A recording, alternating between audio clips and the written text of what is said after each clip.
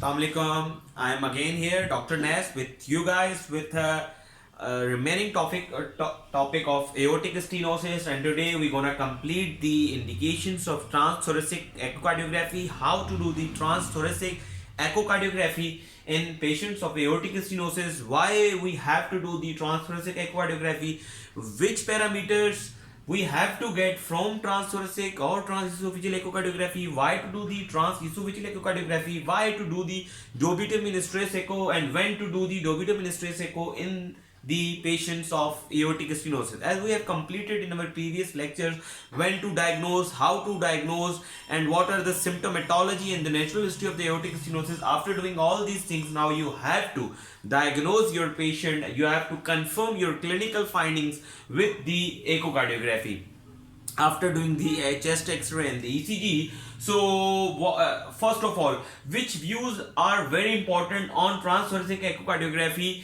for the aortic stenosis? Number one is the parasternal long axis view, which is always a screening view in every type of the echocardiographic study.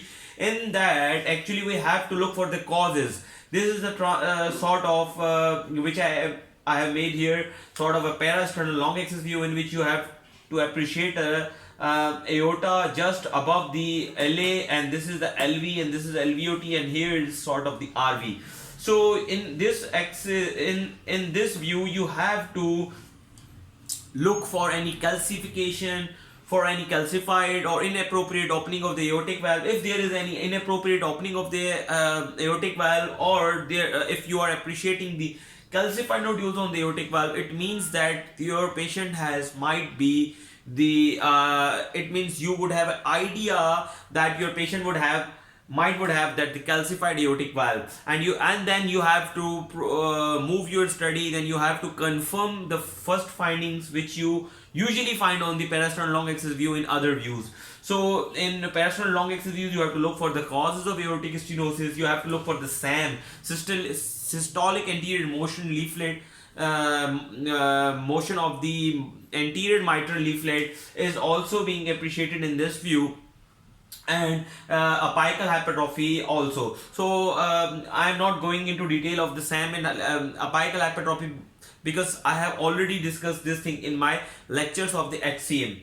And you have to appreciate the LVH here, and the opening and the closing of the aortic valve. Is it appropriate or not? Is there any subaortic membrane here? You can also appreciate this, but ideally for the subaortic membrane you have to do the TEE.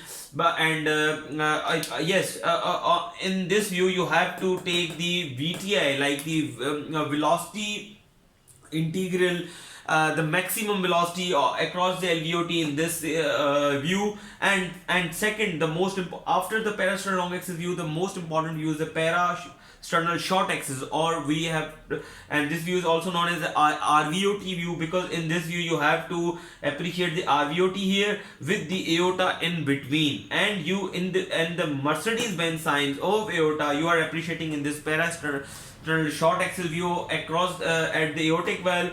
And then if you ask me that aortic valve has 3 cusps, so which cusp is being appreciated in which view? So in this view, the cusp which is towards the right side is the right coronary cusp, and toward the left cusp, the cusp which is towards the LV is not actually right coronary, it is non-coronary cusp.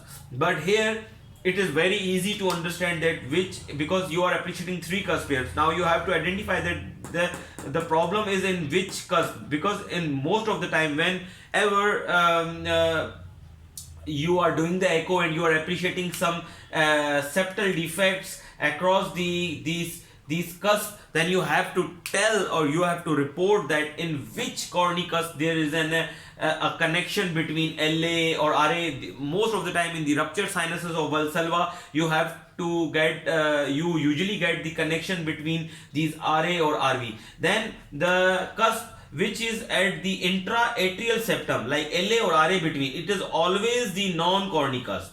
It is always the non-coronary cusp. This is the non-coronary cusp, this is the left coronary cusp, and this is the right coronary cusp. So the cusp which is always between the RA and LA in short axis view, it is always non-coronary cusp on transthoracic echocardiography, and rest which is towards the right side is the right coronary cusp, and the cusp which is towards the left side is the left coronary cusp. And again you have to do the apical 5 chamber to get the maximum gradients across the aortic valve, because whenever you will be getting the low gradients across the valve, it means you are underestimating the aortic stenosis. And again you have to apply the continuous wave Doppler. We have to apply the continuous wave Doppler those areas who have the high velocity areas, such as the mitral valve and such as the aortic valve, because you have to check the why we are applying the continuous wave Doppler. Continuous wave Doppler means the machine is taking continuously samples from that area. In pulse wave, sometimes machine takes the samples and sometimes machine does not. So the continuous wave Doppler, you have to apply the continuous wave Doppler those areas who are the high velocity areas, because you need to take the continuous sampling from that areas.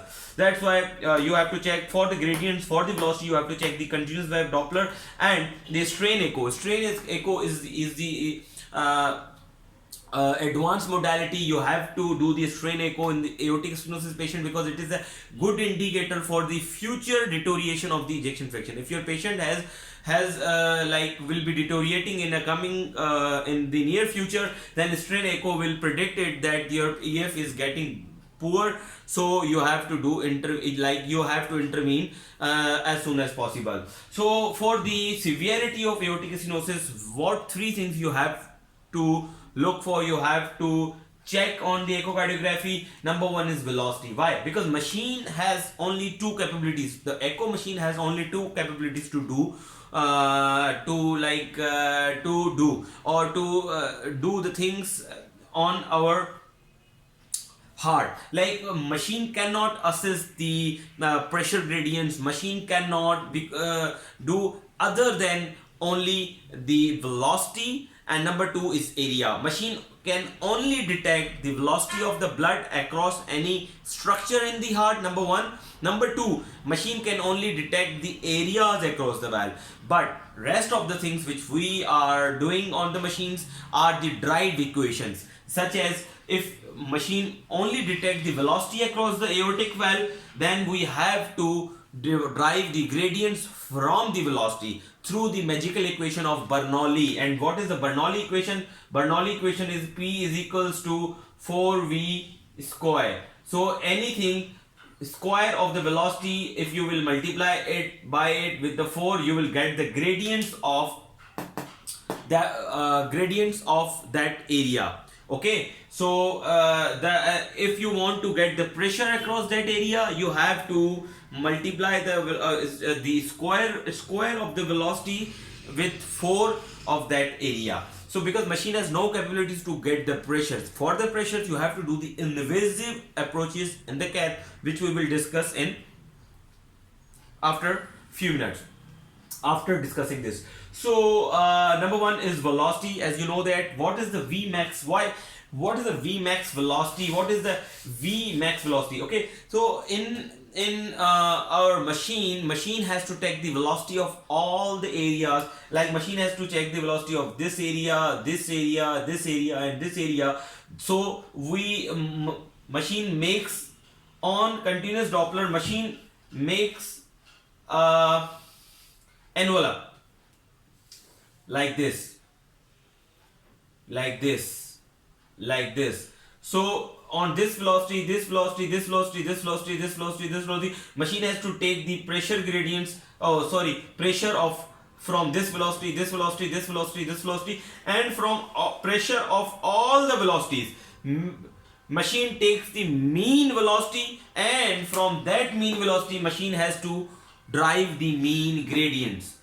Okay, so machine has to do three things for the aortic stenosis. Number one is velocity. When you apply the continuous wave Doppler across the aortic valve, you get the an envelope, because this envelope shows that there is difference between the gradients and velocity of LV and aorta. Why? Because there is a stenosis, so obviously the gradients across the LV or LVOT would be higher, and the across the aorta would be lower in aortic stenosis. In ideal situation, in normal situation, it should be normal. It should be normal. But in the aortic stenosis, obviously it would be higher. There would be a gradient. There would be a difference between LVOT, the pressure gradient between LVOT and the aorta. But in normal situation, there would be nearly zero or no pressure gradients or no difference between the LVOT and the aorta, because valve is not stenotic. But if the valve is stenotic, there would be a gradient. So this envelope shows that there is a gradient or there is a pressure difference between the LVOT and the aorta. So in this envelope, machine has to take the velocity at the every integral, every instantaneous velocity, and if after taking all the velocities, machine takes the mean velocity, and from then mean velocity, machine has to take this mean gradient, and that mean gradient is actually P gradient is not usable in transthoracic echocardiography or in echocardiography, but we have to take the mean gradient.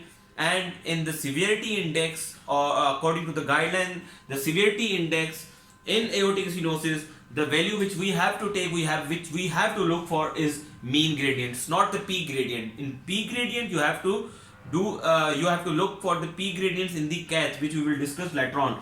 The area, the last number one is the area. How to calculate the area? Number one, machine has to take the velocity through the continuous wave Doppler. Number two, gradients, and number three, area. So when will you say that the A is severe? When there would be a velocity of more than 4 millisecond, or then you will say that this is the severe AS, and if this velocity is more than 5, then you will tell it that this is the very severe AS.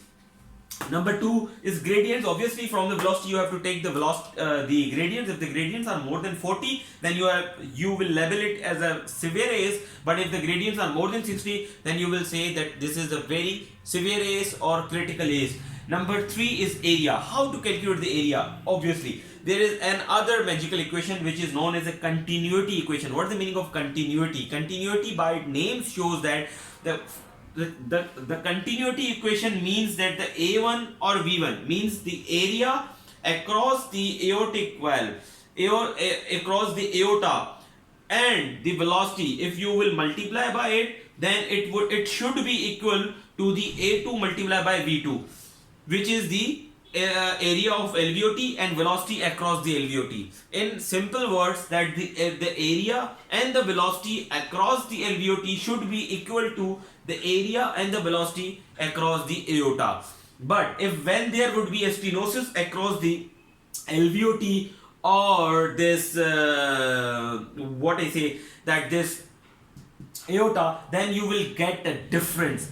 Okay, so from this equation, you have to derive the continuity equation or the equation for the area. Then the area, which is A1, which is the area of aorta, would be equals to D multiplied by 0.78 multiplied by VTI of LVOT, which is this, and VTI of aortic valve. How it comes? When this V1 is the velocity of this aorta. For if you want to calculate this area, this A1, then you just keep this A1 here, and you will take this V1 from here, and then if you are taking it out from here, then you have to keep this at here. You have to divide this at the on other side. These are simple mathematic rules. Okay. So, and number two, what you have to do for area, obviously this is the area which is in cylindrical shape. For any, you know that for any like a cylindrical body, you have to apply the pi r square. You have to apply the pi to take the area of any cylinder or any circle. So area is equals to 2d square divided by 4. If we will take a constant value of pi or divided by 4 is 0.78, then this equation becomes A1, from which you take the V1, you keep here at the other side, then you will have the equation of D2 multiplied by 0.78 multiplied by VTI of LVOT. Okay, so you just taking this here and you are just putting here V1 and this area from this area, obviously you have to take the 2 pi d square multiply by 4. If I will take this pi or 4 is equal and we just keep 0.78 instead of this pi divided by 4, then it would become like this: 0.78 multiplied by d2. So there would be a d2 multiplied by 0.78, meaning this is the area of this LVOT, and then they multiply it with the V2 of LVOT, and you have to divide it with this, and then you will get the area of this aortic valve. Okay, so this is the equation to calculate the area through echocardiography, and this is how machine calculates the area of aortic valve through continuity equation. Sometimes people ask, your examiner ask about the continuity equation, so your concept should be crystal clear about it. Okay, then as you we discussed that there are the three parameters: velocity, gradients, and area for the severity index of the aortic stenosis. If for any reasons you will get the area less than 1, but gradients or velocity is not more than 40, then these patients come into category of low flow, low gradient. Low flow, low gradient means that the gradients are also lower, ejection fraction is also less than 50%, but area is also lower. So now we are not sure that this area is because of aortic stenosis, or this area is not properly opening of aortic valve. Why? Because heart is not contracting properly. When heart is not contracting properly, so valves are nothing but these are the window or shutter like structures. If heart is not contracting, might be aortic valve is not opening properly because of the decreased contraction of the heart. So you have to confirm this on dobutamine stress echo. What you do, you give the dobutamine to your patients, infusion of the dobutamine, and you have to check the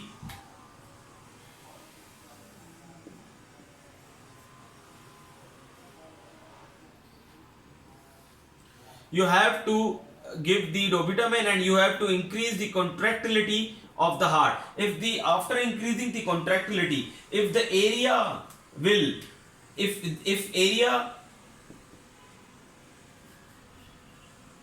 area will not increase and gradients will increase, it means that this is the true ACE. Why? Because after contracting, after giving contraction to the heart, area will remain same or sometimes it decreases. Okay, it shows that there is a native problem with the valve. Why? Because you have solved the problem of contraction. You have increased the contractility of heart by giving the dobutamine to your patient. Then if the area will not increase after increasing the contractility of the patient, of the contractility of the heart of the patient, it means that there is a native problem with the aortic valve, and most of the time gradients will increase. It means that why gradients will increase? Because on contraction the pressures will increase here, and because of the stenotic valve, because of the AS here, the pressure of aorta remain same. Such as if the before dobutamine the LV was generating the pressures of 100 and aorta has systolic blood pressure of 80, and so it means that there is a difference of between 20 between the aorta and the LV, and it shows that there is some stenotic. But after giving dobutamine, you increases the contractility. Now the pressures of LV is not 100, it is around 140 or 160. But again, the pressure across the aorta remains what? 90 or 100. It shows that there is some element of stenosis here, and there is a native problem of aortic valve which is causing the pressure gradient across the LV and AS. But after giving the dobutamine stress echo, the area which was less than 1 before dobutamine, it increases more than 1 and pressure's gradient will decrease by 40 millimeter mercury, it means that this area which was less than 1 before giving the dobutamine it was just because of decreased contractility of heart. When you increase the contractility of the heart, then the area and the flow across the aorta increases, and it increases the opening of the aortic valve. So this is a simple concept. After giving the dobutamine, if the area is increases and gradient it decreases, it means this is the pseudo severe AS. It is not AS, but it is just because of decreased area, just because of the decreased contractility of the heart. But if there is an increase in if area will not increase is number one, and the gradient will increase, I mean after giving the dobutamine, it means that there is some stenotic and there is a native valve problem with the aortic valve, and you will label it as a true severe AAS. So one indication to do the dobutamine stress echo is low flow, low gradient. Now we have the patients who have area less than 1 point with gradients of more than 40 but ejection fraction of less than 50. Those patients does not need these for those patients dobutamine stress echo is not obligatory. Yes, but you can do the dobutamine stress echo on those patients to check the stroke volume. Why? Because those patients who have the lower ejection fraction and the lower stroke volume less than 35, it means that the post-op, when you will get done the AVR on those patients, then post-op mortality will be increased in such patients. So those patients, I am repeating again, that those patients who have gradients of more than 40, the gradient, these patients are not we have discussed this low flow, low gradients. Now I am discussing another class, that class which is rarely written in the books, and it is written in a few books, and usually they ask the question about that class, that those patients who have area of less than 1.0 and gradients are more than 40, like they have been diagnosed that these patients are severe aortic stenosis, but their ejection fraction is also less than 50. Now what to do? Now yes, those patients are good candidate to do the AVR. Those patients are 100% class 1 indicated to do the AVR. But why to do dobutamine stress echo in such patients? Just to check the stroke volume. Why the stroke? To check the stroke volume, just to check the prognosis, post-op prognosis of those patients. Why? Because those patients who have the lower stroke volume, they have the poor prognosis post-operative or post-AVR. So so indications of DAC to assess the stroke volume in low ejection fraction patients but with severe AS or low flow, low gradients, or indications of TOE. What are the indications of transesophageal echocardiography? Number one is prosthetic valve. If any prosthetic valve is implanted across the aortic valve, you have to do the TOE. If the patient is coming to you with sort of any fever or any prosthetic valve stenosis or any indication of these things, then you have to do the TOE. Number one. Number two is infective endocarditis. Infective endocarditis to rule out the aortic abscesses. It is very mandatory to do the TOE done. Okay. So these are the things actually, and if the prosthetic valve is placed here and there is a stenosis, or there is the prosthetic valve stenosis across the aortic valve, then this equation will not help you. Continuity equation will not help you. Then you have to use the dimensionless index or DVI. DVI is equals to LVO velocity, peak velocity across the LVOT, and peak velocity across the aortic valve. So this is the equation from which you can assess, or you can assess the stenosis across the prosthetic valve, because continuity equation is for the native valve. Continuity equation is not for the prosthetic valve. If the prosthetic valve is placed across the aortic valve, then you have to calculate the stenosis with DVI, and DVI is also known as a dimensionless index. How to get this the dimensionless number of dimensionless index. To get the DVI, you have to calculate the peak velocity across the LVOT and peak velocity across the aortic valve. You have to divide it and you will get the DVI. If the DVI is less than 0.25, if the DVI is less than, so it means if the DVI is less than 0.25, it means it is generally accepted that patient has a severely stenotic valve. So there are another things which we will discuss in the prosthetic valve chapter. Not here. I was just clearing your mind that you will not calculate the area through the continuity equation if the prosthetic valve is attached to your patient. As we discuss here, that we have to calculate, we have to do the look for the your what I say said that areas with a continuity equation, and then there are other areas as well. There are other alternatives as well. We have other alternatives as well to calculate the area, but those are the invasive ones. When to do the invasive, we will discuss right now, that when to do the cath and what are the indications of cath in patients with aortic stenosis, when to do and how to calculate the areas on aortic valve areas on cath. Okay.